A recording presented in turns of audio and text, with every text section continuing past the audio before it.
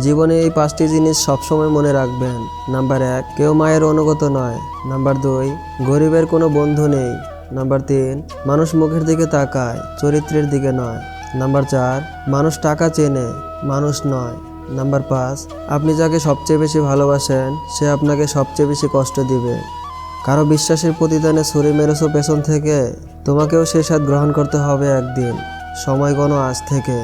দেখ ভাই, নামি দামি ব্র্যান্ডের জামা কাপড় পরলেই স্মার্ট হওয়া যায় না। স্মার্ট হতে প্রয়োজন ভালো ব্যবহার, সুন্দর একটা মন। অনর্গল কথা বলে সমস্যা সৃষ্টি করার থেকে চুপচাপ থাকাই ভালো। জানেন তো, আজকের দিনে কেউই কষ্টের কথা জেনে ভরসার হাতটা বাড়িয়ে দেয় না। এটাই সব থেকে কষ্টের জায়গা। কেউ থাকে না ভাই, মানুষ কয়েকদিনের জন্য আসে, খুব ভালোবাসা দেখায়, তারপর চলে যায়। এখন থেকে এই 5টি জিনিস ছেড়ে দিন। নাম্বার 1, সবাইকে খুশি করতে। নাম্বার 2, অন্যদের কাছ থেকে বেশি আশা করা। নাম্বার 3, অতীতে জীবনযাপন। নাম্বার 4, নিজেকে অন্য কারোর সাথে তুলনা করা। নাম্বার 5, অতিরিক্ত চিন্তা করা। একটা মৃত মানুষকে ভুলতে আমাদের যতটা সময় লাগে তার চাইতে বেশি সময় লাগে জীবন্ত মানুষকে ভুলতে। সব অপরাধের ক্ষমা আছে, কিন্তু বিশ্বাসঘাতকতার কোনো ক্ষমা নেই। মাঝে মাঝে মন খারাপের কারণ কাউকে বোঝানো যায় না, শুধু ভেতরটা কুরে কুরে খায়। ভুল মানুষের কাছে আমরা ছোট হই, সঠিক মানুষটা আমাদের মাথা পর্যন্ত নামাতে দেয় না। যারা তোমাকে ধরে নিয়েছে তুমি খারাপ, তাদেরকে প্রমাণ করার দরকার নেই যে তুমি কেমন। যন্ত্রণা সহ্য করতে করতে একটা মানুষ একসময় পাথর হয়ে যায়। কষ্টটা যতই বড় হোক, একটা সময় পরে আর আওয়াজ বের হয় না। জীবনে এই বিষয়গুলো সবসময় মনে রাখবেন। নাম্বার 1, যেখানে আপনি প্রশংসা পাবেন না সেখানে যাবেন না। নাম্বার 2, আপনি যা হজম করতে পারেন না তা খাবেন না। নাম্বার 3, সত্যে যে রাগান্বিত হয় তাকে প্ররোচিত করবেন না। নাম্বার 4, তাকে নিজের করে নেবেন না যে দৃষ্টির বাইরে চলে যায়। নাম্বার 5, এমন বন্ধু বানাবেন না যে আবহাওয়ার মতো বদলে যায়। অসুবিধা জীবনের একটি অংশ, শক্ত হয়ে দাঁড়াতে ভয় পেও না। প্রিয় মানুষগুলো যখন মন খুলে মনের কথা বলে, তখন সত্যি নিজেকে পৃথিবীর সবচেয়ে সুখী মানুষ বলে মনে হয়। আমরা এমন একটা জেনারেশনে আছি যেখানে সম্পর্কের মূল্যায়ন নেই, আবেগ অনুভূতির দাম নেই, বিশ্বাসের মর্যাদা নেই, কথা দিয়ে কথা রাখার কোনো প্রচেষ্টা নেই, সব ঠুনকো। আমাদের জীবনে সবাই থাকার পরেও, সব কিছু থাকার পরেও দিন শেষে একটা নির্দিষ্ট মানুষের অভাব। আমরা কি ভীষণভাবে অনুভব করি কেউ আমাদের সাথে থাকুক আর না থাকুক, অত্যন্ত আমাদের পাশে থাকুক, দূর থেকে খোঁজ নেক, যত্ন করুক, আগলে রাখুক। বৃক্ষরোপণ করলে আজীবন তার সুফল পাওয়া যায়, আর ভুল রোপণ করলে আজীবন চোখের জল দিয়ে তার মূল্য দিতে হয়।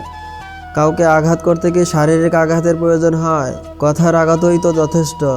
শারীরিক আঘাত ঔষধ মলম দিয়ে সারানো যায়, কিন্তু কথার আঘাত কোনো ঔষধে সারে না। মনে যে আঘাত রয়ে যায় তা নীরবে নিবৃত্তে মানুষকে শেষ করে দেয়। হত্যা করতে কিন্তু অস্ত্র হাতিয়ারের প্রয়োজন হয় না, কারণ বিশ্বাস, স্বপ্ন, ইচ্ছে ভেঙে দিলে মানুষকে তিলে তিলে মারা যায়।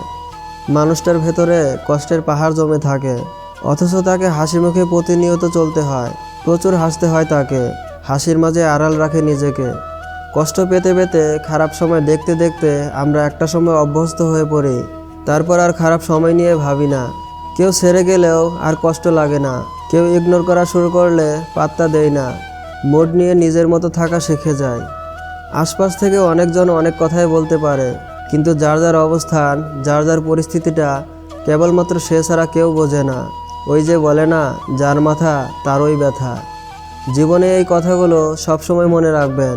যে তোমাকে ভালোবাসে তাকে কখনো দুঃখিত বলো না। যার তোমাকে প্রয়োজন তাকে কখনো বিদায় দিও না। যে তোমাকে খুব বেশি বিশ্বাস করে তাকে কখনো ব্যর্থ প্রমাণ করো না। যে তোমাকে ভালোবাসে তাকে কখনো ভুলে যেও না। কেউ ইচ্ছে করেই থমকে যায় না, একঘেয়ে হয়ে যায় না।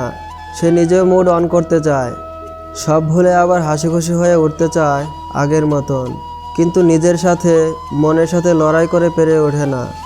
শত চেষ্টার পরেও কোনো এক অদৃশ্য শৃঙ্খল পায়ে বেরির মতো আটকে গিয়ে সামনে এগোতে দেয় না।